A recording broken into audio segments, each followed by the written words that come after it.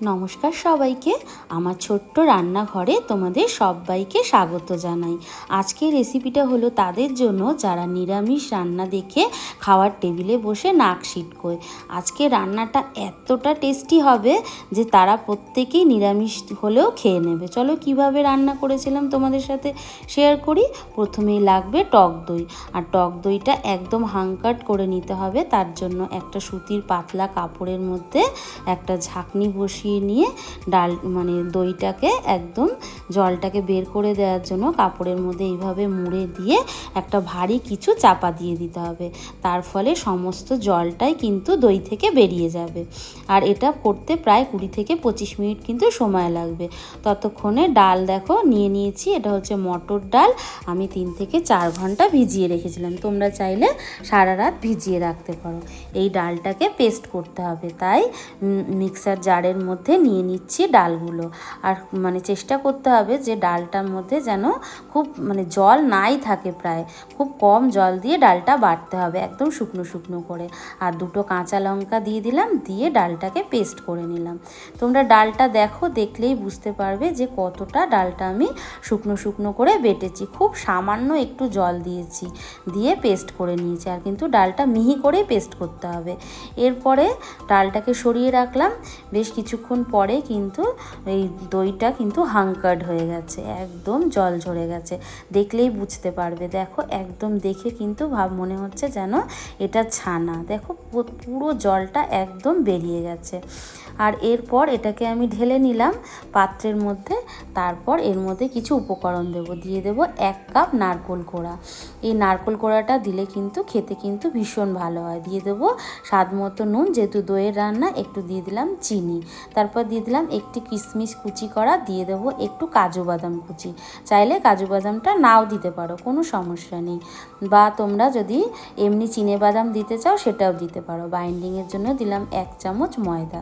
এবার এটাকে সাইড করে রাখলাম। এবার একটা ছোট্ট পাত্রের মধ্যে কিছুটা তেল গরম করে নিয়ে দিয়ে দেবো একটু জিরে, আর একটু সর্ষে, আর একটু কাঁচা লঙ্কা।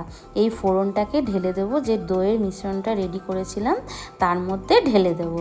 এর মধ্যে আরও কিছু উপকরণ দেবো, যেমন ধরো একটু গরম মশলা, একটু আদা বাটা, আর দিয়ে দেবো ওপর থেকে একটু ধনেপাতা কুচি। এবার এটাকে একটু চামচ দিয়ে মিলিয়ে নেব। তারপর এটাকে একটু হাত দিয়ে মেখে নেব। মেখে নিচ্ছি। মেখে নিতে দেখতে বুঝতে পারছো, দেখো কতটা শুকনো দই দিয়ে করেছি, তাও কিন্তু কোনো রকম জল নেই। ময়দাটা একটু দিয়েছি, তার ফলে একদম বাইন্ডিং হয়ে গেছে।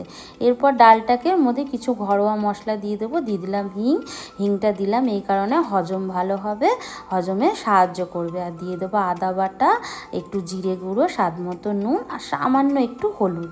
এবার দিয়ে এটাকে ভালো করে ফেটিয়ে দেবো। চামচ দিয়ে ফেটাচ্ছি, একবার ডান দিক একবার বাঁ দিক করে ডালটাকে ফেটিয়ে নেব। ফেটাতে ফেটাতে বেশ খানিকটা এইভাবে ফুলে উঠবে, তখন এটাকে সাইড করে রেখে দেবো। এবার করব, একটা কড়াই বসিয়ে দিলাম, দিয়ে এর মধ্যে একটু সর্ষের তেল গরম করে নেব। তোমরা যে কোনো তেল দিয়ে রান্নাটা করতে পারো। দিয়ে দেবো জিরে ফোড়ন, আর একটু গরম মশলা, আর দিয়ে দেবো একটা তেজপাতা। ফোড়নটা হয়ে গেলে দিয়ে দেবো 1 চামচ আদা বাটা। আর আদাটা যাতে না ছিটকো, তার উপর থেকে একটু নুন দিয়ে আদাটাকে একটু ভেজে নেব। যখন আদার কাঁচা ভাবটা দূর হয়ে যাবে, তখন এর মধ্যে দিয়ে দেব একটু টমেটো পেস্ট। একটা বড় সাইজের টমেটোকে পেস্ট করে নিয়েছি, নিয়ে এর মধ্যে দিয়ে দেবো। দিয়ে এটাকে একটু ভাজা ভাজা করে নেব, টমেটোটা কাঁচা গন্ধ দূর হওয়া পর্যন্ত ভেজে নেব। আর এর মধ্যে টমেটোর বেসটাকেই কিন্তু বেশি রাখতে হবে। দিয়ে দিলাম 1 চামচ লঙ্কা গুঁড়ো, একটু হলুদ গুঁড়ো, 1/2 চামচ জিরে গুঁড়ো, আর 1/2 চামচ ধনে গুঁড়ো। আর দিয়ে এই মশলাটাকে একটু ভেজে নেব। আর মশলাটা যাতে পুড়ে না যায়, তাই এর মধ্যে একটু আমি জল দিয়ে কিন্তু মশলাটাকে ভেজে নেব। এবার ভাজতে ভাজতে এর মধ্যে আরও অনেকটা ভালো করে ভাজতে হবে, যাতে মশলা থেকে ভালো করে তেল ছেড়ে আসে, ততক্ষণ ভাজতে হবে। আর মশলাটাকে একটু ঢাকা দিয়ে আবার একটু লো আঁচ করে ভেজে নেব। যখন ওপর থেকে তেল ভেসে উঠবে, এইটা হচ্ছে সিক্রেট সেই মশলাটা। এটা হলো রাঁধুনি বাটা। আর দিয়ে দেবো একটুখানি চিনি, স্বাদটাকে ব্যালেন্স করবার জন্য। এবার এটাকেও একটু ভেজে নেব। তারপর দিয়ে দেব এই 1/2 গ্লাসের থেকে একটু বেশি জল। এবার এটাকে লো আঁচ করে বসিয়ে দেবো। আর এদিকে দেখো যে পুরটা তৈরি করেছিলাম দইয়ে, সেটাকে একটু এইভাবে হাত দিয়ে চ্যাপটা করে নেব। চ্যাপটা করে নেওয়ার পর কিছুটা ডালের যে পেস্টটা সেটা হাতের মধ্যে এইভাবে নিয়ে এই যে পুরটা রেডি করেছিলাম সেটা মাঝখানে বসিয়ে ওপর থেকে একটু ডালের পাতলা লেয়ার দিয়ে মানে বন্ধ করে দেবো, যাতে এটা মানে পুরটা বাইরে বেরিয়ে না আসে। এইভাবে নিয়ে এটাকে আমি যে মেয়েটা বানিয়েছিলাম গ্রেভিটা তার মধ্যে বসিয়ে দেব। আর দেখো এইভাবে করে কিন্তু বসাচ্ছি, কিন্তু আমি তেলে ভাজিনি। তোমরা ভাবতে পারো যে তেলে ভাজলাম না, হয়তো ডালটা এই ঝোলের মধ্যে গিয়ে একদম গলে যাবে, কিন্তু একদম না।